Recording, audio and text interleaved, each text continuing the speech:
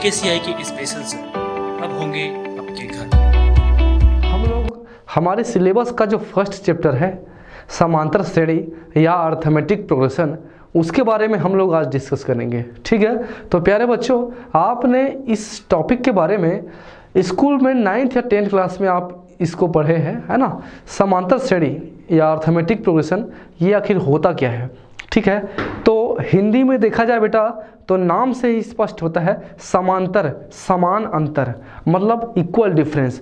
तो प्यारे बच्चों, समांतर श्रेणी का एक सिंपल सी परिभाषा है संख्याओं की एक ऐसी श्रेणी जिसमें सभी पदों के बीच का जो अंतर होता है वह क्या होता है, समान होता है। नंबरों का एक ऐसा सीरीज जिसमें सभी टर्म्स के बीच का जो डिफरेंस होता है वो क्या होता है बेटा, इक्वल होता है, समान होता है, वो कहलाता है आपका समांतर श्रेणी। अच्छा, तो प्यारे बच्चों, नंबरों का डिफरेंस समान मतलब कहने का मतलब ये है बेटा, यदि मैं लिखूँ 5, 10, 15, 20, ठीक है, तो प्यारे बच्चों आप इस सीरीज को, इस श्रेणी को आप ध्यान से देख सकते हैं कि नंबर जो है वो एक फिक्स नंबर के साथ आगे बढ़ता चला जा रहा है। मतलब इनके बीच का जो डिफरेंस है बेटा वो एक फिक्स नंबर का डिफरेंस है। कैसे डिफरेंस इक्वल है बेटा, यदि मैं 5 में 5 जोड़ा तो कितना है बेटा 10, और 10 में से 15 में से फिर 10 गए तो कितना बेटा 5, और 20 में से फिर गए तो कितना होगा बेटा 5। मतलब आप दिमाग लगा सकते हैं बेटा कि जो नेक्स्ट टर्म होगा वो भी क्या होगा 5 डिफरेंस वाला, तो वो कौन होगा बेटा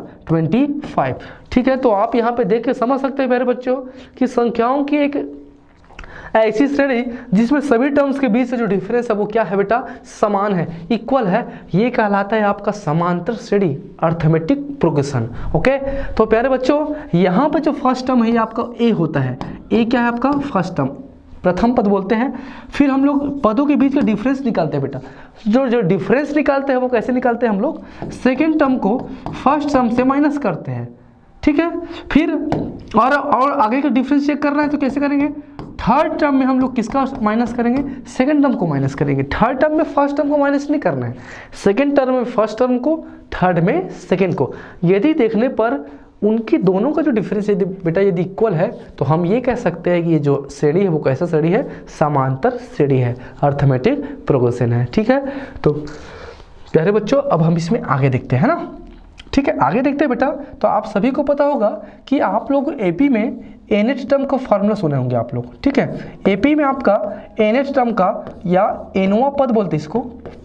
ठीक है, एनवा पद, ठीक है, एनएच टर्म।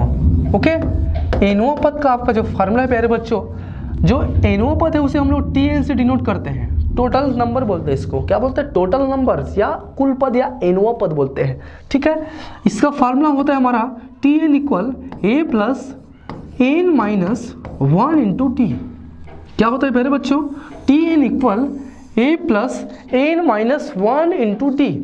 तो प्यारे बच्चों ये जो ए है, ठीक है, ये ए है, ये कहलाता है आपका प्रथम पद। क्या कहलाता है बेटा, प्रथम पद कहते हैं इसको। ठीक है, फर्स्ट टर्म कहते हैं। ओके, ध्यान से चीज़ों को समझते हुए चलना है, हल्के माइंड में समझना बेटा इसको। बहुत ही इजी टॉपिक है आपका, जिसमें आपका नंबर कटने का कोई चांस ही नहीं बनता है। एकदम सिंपल सा क्वेश्चन पूछेगा आपका एपी और जीपी से। और एपी मतलब अर्थमेटिक प्रोग्रेशन और जीबी मतलब जियोमेट्रिक प्रोग्रेशन, समांतर श्रेणी और गुणोत्तर श्रेणी। ये जो दोनों टॉपिक है बेटा वो आपके मैथ का बहुत ही सिंपल टॉपिक है, जहाँ से सिंपल सा क्वेश्चन पूछता है जिसको आप ऑप्शन से भी जज कर सकते हैं। ठीक है, तो बहुत आराम से समझना चीज़ों को। ठीक है, स्टेप बाय स्टेप हम लोग चीज़ों को देखते हुए चलेंगे और आप भी स्टेप बाय स्टेप चीज़ों को समझते हुए चलेंगे। ठीक है, तो प्यारे बच्चों ए की बात करें, ए क्या हमारा फर्स्ट टर्म, सीरीज का जो शुरुआत का टर्म उसी को हम लोग फर्स्ट टर्म बोलेंगे। फिर उसके बाद है डी बेटा, तो डी को हम लोग क्या बोलते हैं, सारवांतर कहते हैं। क्या कहते हैं अपन लोग इसको, सारवांतर कहते हैं। ठीक है, हम लोग इसे कहते हैं बेटा कॉमन डिफरेंस कहते हैं। क्या कहते हैं इसको, कॉमन डिफरेंस कहते हैं बेटा। क्या कहते हैं, डिफरेंस कहते हैं। ओके, कॉमन डिफरेंस बोलते हैं। ठीक है, अभी कॉमन डिफरेंस आता कैसे बेटा, तो कॉमन डिफरेंस हम लोग निकालते हैं सेकंड टर्म में फर्स्ट टर्म को माइनस करके, या हम आगे के टर्म्स को भी पहचानना है बेटा। तो क्या करेंगे हम लोग, थर्ड टर्म में हम लोग किसको माइनस कर देंगे, सेकंड टर्म को माइनस करेंगे।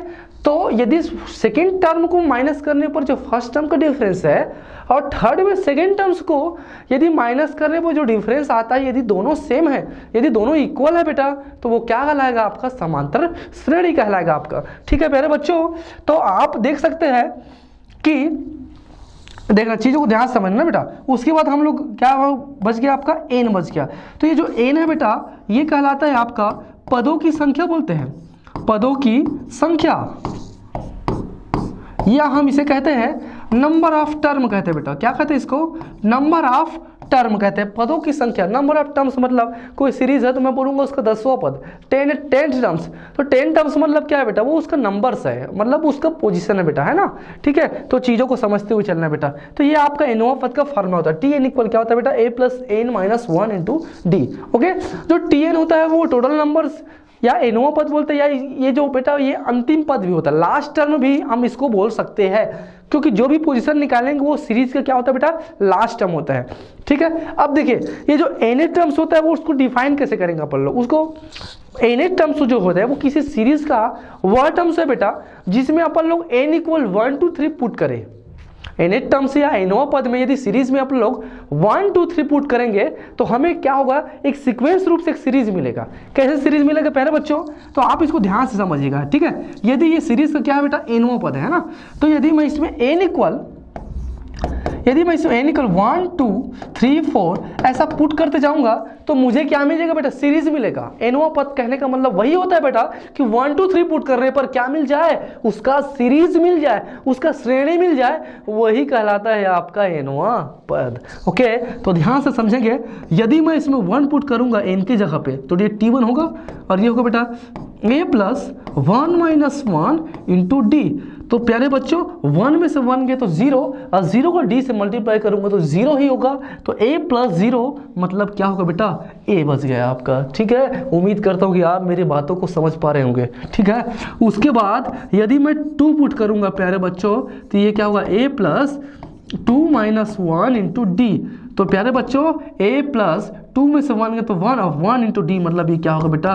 a plus D. उसके बाद बात करते हैं यदि इसमें मैं 3 पुट करूंगा प्यारे बच्चों तो मुझे क्या मिलेगा? T3 मिलेगा और ये होगा बेटा a plus 3 minus 1 into D. तो बेटा ये क्या हो जाएगा? a प्लस 3 माइनस 1 तो ये क्या होगा बेटा? a plus 2d। तो आप समझ सकते हैं बेटा कि यदि ये 2 है तो ये a प्लस डी, ये 3 है तो a प्लस 2d, तो ये T4 है तो ये क्या होगा बेटा? a plus 3d। मतलब एक कम होते जा रहा है प्यारे बच्चों, और एक कम कहाँ से हो रहा है? ये जो n-1 से। कहने का मतलब ये है कि मैं आगे बढ़ूं और आपसे पूछूं कि 9th टर्म्स क्या होगा तो आप इसे क्या लिखेंगे? a प्लस 8d लिखेंगे बेटा, एक कम होगा। उसी प्रकार यदि मैं आपसे पूछूं कि 10वां पद क्या होगा तो आप क्या लिखेंगे? a प्लस 9d लिखेंगे। ठीक है, उम्मीद करता हूं कि आप मेरी बातों को समझ रहे होंगे प्यारे बच्चों। उसी प्रकार यदि मैं इसमें आगे बढ़ूं और आपसे पूछूं किसी एपी का 50वां पद 50 टर्म्स तो आप क्या लिखेंगे प्यारे बच्चों? a प्लस 49d, एक कम होगा। ठीक है, मतलब कोई भी सीरीज का पोजीशन निकालना है बेटा तो आप इसको देख के समझ सकते हैं कि हमारे पास किस चीज का होना आवश्यक है। तो वो है आपका a और d। यदि आपको फर्स्ट टर्म और डिफरेंस पता है बेटा तो आप सीरीज का कोई भी पद निकाल सकते हैं। ठीक है, ओवरऑल देखा जाए तो मैं आपसे पूछूं कि समांतर श्रेणी का सीरीज क्या होता है? समांतर श्रेणी का जो श्रेणी है, ठीक है, यहाँ बोलूँ मैं आपका कि इसका जो सीरीज है वो क्या होगा? तो प्यारे बच्चों आप देख सकते हैं a plus D, a plus 2d, a plus 3d, a plus 4d, a plus 5d, a plus 6d, a plus 7d। इस प्रकार क्या मिल जाएगा आपको? उसका श्रेणी मिल जाएगा प्यारे बच्चों। तो ये है आपका श्रेणी। मतलब कोई भी सीरीज को निकालना है बेटा तो आप ध्यान से देख सकते हैं कि हमें किन चीज़ों की ज़रूरत है। तो बेटा वो क्या है? आपका a और d की ज़रूरत है प्यारे बच्चों। उम्मीद करता हूँ कि आप मेरी बातों को बहुत अच्छे से समझ पा रहे होंगे। ठीक है, बहुत सरल क्वेश्चन है बेटा, बहुत सरल एकदम सिंपल क्वेश्चन है बेटा।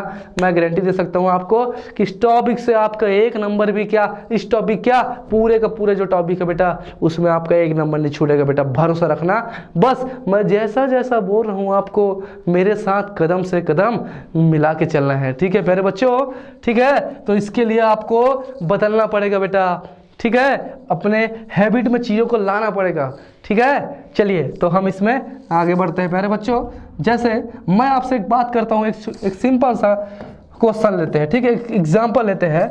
हम आपसे बोलते हैं जैसे ये 5, 10, 15, 20 डेज का 10वां पद होगा, ठीक है, या हम इंग्लिश में लिख बोलेंगे 10th टर्म ऑफ द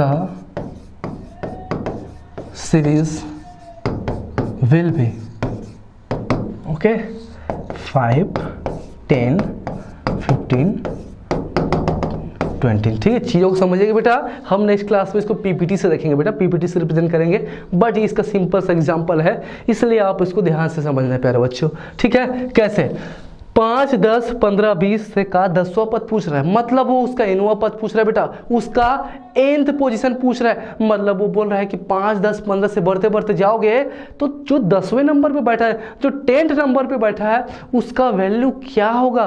तो प्यारे बच्चों आप देख सकते हैं बेटा कि डिफरेंस इक्वल है कि नहीं है, अंतर समान है कि नहीं है जी, ठीक है।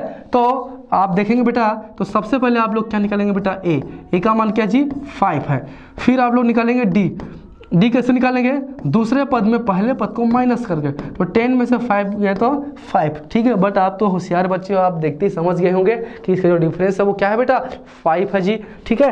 अब देखो कौन सा पद निकालना है बेटा, 10वां पद निकालना है जी। तो 10वां पद बोलोगे सर क्या हम Tn equal a plus n minus 1 into D में रख सकते हैं क्या, जी हाँ बिल्कुल रख सकते हैं, बात तो वही है ना भाई, n के जगह पे 10 रखेंगे तो 10 में से 1 घटेगा, तो क्या बचेगा a प्लस 9d। तो 10वां पद मतलब क्या होता है बेटा, a प्लस 9d होगा। तो a का वैल्यू क्या है बेटा 5 प्लस 9, और d का वैल्यू क्या है जी आपका 5, तो ये क्या होगा 5 प्लस 9 पंचे 45। तो बेटा जो 10वां पद होगा वो 45 और 5 क्या होगा 50 होगा, ठीक है। उम्मीद करता हूँ कि आप मेरी बातों को समझ गए होंगे प्यारे बच्चों, तो आप समझ गए होंगे। और ध्यान में ये रखना प्यारे बच्चों कि ऐसा कोई भी प्रश्न आएगा, बहुत सिंपल सा प्रश्न है बेटा, ठीक है, ऐसा कोई भी प्रश्न आएगा तो आपको क्या करना है, ए और डी निकालना है। साथ ही साथ बेटा एपी और जीपी में गुणोत्तर श्रेणी और समांतर श्रेणी दोनों में इस प्रकार के प्रश्न पूछे जाते हैं। तो प्यारे बच्चों एपी और जीपी में सीरीज का डिफरेंस होता है भाई, तो सबसे पहले तो आपको सीरीज को चेक कर लेना है कि यह एपी है कि जीपी है, समांतर है कि गुणोत्तर है। और एपी कैसे चेक करेंगे प्यारे बच्चों, दूसरे में पहले को घटा के जो डिफरेंस आया वही डिफरेंस थर्ड में सेकंड को करने पर आना चाहिए। कैसे 10 में से 5 गया तो क्या होगा 5 बचेगा बेटा, तो 15 में से 10 गया तो क्या बचेगा 5 बचेगा, मतलब डिफरेंस क्या है बेटा इक्वल है। और nवां पद का फॉर्मूला तो आप समझ गए होंगे प्यारे बच्चों। उम्मीद करता हूं कि मेरे द्वारा ये बताया हुआ प्रश्न आपके दिमाग में छप गया होगा, ठीक है। चलिए तो प्यारे बच्चों इसको नोट डाउन करेंगे, आपको नोट्स बनाते हुए चलना है प्यारे बच्चों, जैसे जैसे हमारा क्लास चलेगा उसके हिसाब से आपको काम करना है। यदि मैं आज आपको फार्मूला पढ़ाया, क्वेश्चन बताया, तो आपकी जिम्मेदारी बनता है बेटा आपको 300 पेज का एक साफ सुथरा एक कॉपी बनाना है, जिसको रोज डेली टू डेली आपको क्या करना है नोट डाउन करते हुए चलना है बेटा। जो भी डाउट होगा, जो भी होगा, तो आप मेरे को व्हाट्सएप से, मैसेज से या कॉल करके या ऑफिस में आके आप किसी भी माध्यम से आप अपना डाउट मेरे से दूर कर सकते हैं। मेरे से तो क्या, आप सभी टीचरों से अपना डाउट जो है वो किसी भी माध्यम से आप डाउट दूर कर सकते हैं, बट आपको परेशान नहीं होना बेटा। आपका काम है केवल और केवल मेहनत करना, और बस आपको क्या करना है मेहनत करना है, ठीक है बेटा।